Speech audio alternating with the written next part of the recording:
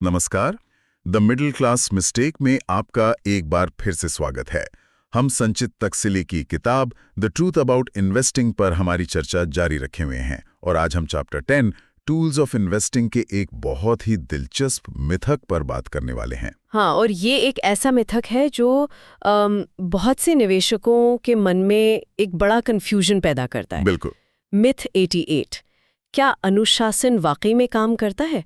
मतलब एक तरफ तो हमें सिखाया जाता है कि अपने प्लान पे टिके रहो, अनुशासित रहो, और दूसरी तरफ कहते हैं कि बाजार के हिसाब से बदलते रहो, लचीले बनो। सही बात है। तो ये तो विरोधाभास हो गया। तो चलिए आज इसी गुत्थी को सुलझाने की कोशिश करते हैं कि निवेश में अनुशासन का असली मतलब आखिर है क्या। देखिए, ये भ्रम पैदा होता है एक बहुत ही आम गलतफहमी से। निवेशक अक्सर अनुशासन और कठोरता को, मतलब डिसिप्लिन और रिजिडिटी को एक ही चीज मान लेते हैं। अच्छा। हाँ, लेखक ने एक बहुत अच्छा उदाहरण दिया है। सोचिए, आप एक ऐसे डॉक्टर के पास जाएं जो आज भी 1980 के दशक की मेडिकल किताबों से ही इलाज कर रहा हो। हाँ, क्योंकि वो अपनी पुरानी तकनीक के प्रति अनुशासित है। बिल्कुल। क्या आप उस पर भरोसा करेंगे? नहीं ना। क्योंकि मेडिकल साइंस तो हर रोज बदल रही है। सही बात है। निवेश का बाजार भी ठीक वैसा ही है, ये लगातार बदलता है। वाह, ये तो बहुत ही बेहतरीन उदाहरण है। तो ये अनुशासन नहीं हुआ, ये तो एक तरह की जिद हुई। पर ये धारणा बनती कैसे है? क्या निवेशकों को ये डर रहता है कि अगर एक बार अपनी रणनीति बदल दी तो फिर वो भावनाओं में बहकर उसे बार बार बदलते रहेंगे? हाँ, बिल्कुल यही डर है। यही डर उन्हें एक ही रणनीति से चिपके रहने पर मजबूर करता है। उन्हें लगता है कि एक बार जो तय कर लिया तो बस कर लिया, चाहे बाजार में तूफान आ जाए या उनकी अपनी आर्थिक स्थिति बदल जाए। और यही सबसे बड़ी गलती होती है। और इस कठोरता की कीमत क्या चुकानी पड़ती है? सबसे बड़ी कीमत है मौके गंवाना। मौके गंवाना मतलब ये कि आप बाजार के बदलावों का फायदा उठाने से चूक जाते हैं। इसका सबसे क्लासिक उदाहरण है पोर्टफोलियो को समय पर रीबैलेंस न करना। रीबैलेंसिंग। हाँ, इसे आसान भाषा में समझाएंगे। जरूर। रीबैलेंसिंग आपके पोर्टफोलियो का एक जरूरी हेल्थ चेकअप है। मान लीजिए आपने तय किया था कि आप 60% पैसा इक्विटी में और 40% डेट में रखेंगे। ठीक है। अब बाजार बहुत अच्छा चला और आपका इक्विटी बढ़कर 75% हो गया। तो इसका मतलब हुआ कि मेरा जोखिम भी बढ़ गया। सही पकड़ा आपने।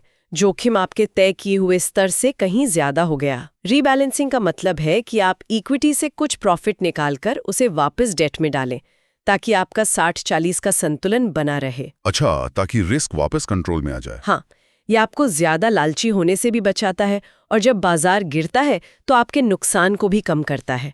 जो निवेशक कठोरता को ही अनुशासन समझता है, वो ये जरूरी कदम कभी नहीं उठाता। ठीक है, तो लचीलापन जरूरी है, ये समझ आया। लेकिन इसका दूसरा पहलू भी तो है। जरूरत से ज्यादा लचीलापन भी तो खतरनाक हो सकता है। बिल्कुल हो सकता है। मतलब निवेशक भावनाओं में बहकर हर हफ्ते अपनी रणनीति बदल सकते हैं। इस ओवर करेक्शन से कैसे बचें?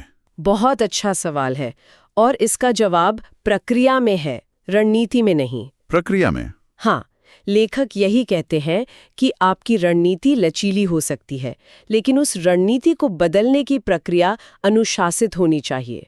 यानी आप घबराहट या खुशी में आकर बदलाव न करें, बल्कि पहले से तय नियमों के आधार पर करें। जैसे एक नियम बना लिया कि मैं हर 6 महीने में अपने पोर्टफोलियो को रिव्यू और रीबैलेंस करूंगा, या अगर मेरी वित्तीय स्थिति में कोई बड़ा बदलाव आता है, जैसे नौकरी बदलना, तभी मैं अपनी रणनीति की समीक्षा करूंगा। समझ गया। मतलब बदलाव का भी एक सिस्टम होना चाहिए, वो भावनाओं पर आधारित नहीं होना चाहिए। बिल्कुल। तो ये जानने के लिए कि कोई निवेशक अनुशासन के नाम पर कहीं जिद्दी तो नहीं हो रहा, लेखक कुछ सवाल सुझाते हैं। इसमें से एक सवाल मुझे बहुत दिलचस्प लगा। क्या न ढलने की आदत हमें बेंचमार्क रिटर्न से बेहतर प्रदर्शन करने में मदद करती है? और इसका जवाब लगभग हमेशा नहीं होता है। बाजार को मात देने के लिए आपको बाजार से ज्यादा स्मार्ट होना पड़ता है, ज्यादा जिद्दी नहीं। इसीलिए खुद से ये सवाल पूछना बहुत जरूरी है, क्या मैं अपनी प्रक्रिया में अनुशासित हूं या अपनी रणनीति को लेकर कठोर हो रहा हूं? तो आज की हमारी इस चर्चा से ये तो साफ है कि सफल निवेश के लिए अनुशासन और लचीलेपन दोनों का संतुलन बहुत जरूरी है।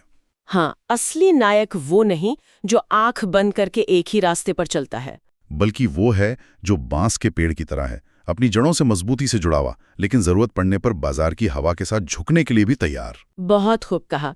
अगली बार हम मिथ 89 पर चर्चा करेंगे। जब पैसा होगा उसी दिन ये टूल एनालिसिस के लिए इस्तेमाल करेंगे। क्या रिसर्च टूल्स का इस्तेमाल तभी करना चाहिए जब निवेश करने के लिए पैसा हो? ये भी एक बहुत आम धारणा है, इस पर बात करना जरूरी है। तो इस दिलचस्प चर्चा के लिए अगले एपिसोड में जरूर जुड़िएगा। आज के लिए बस इतना ही। हमारे साथ बने रहने के लिए धन्यवाद। जय गुरुदेव।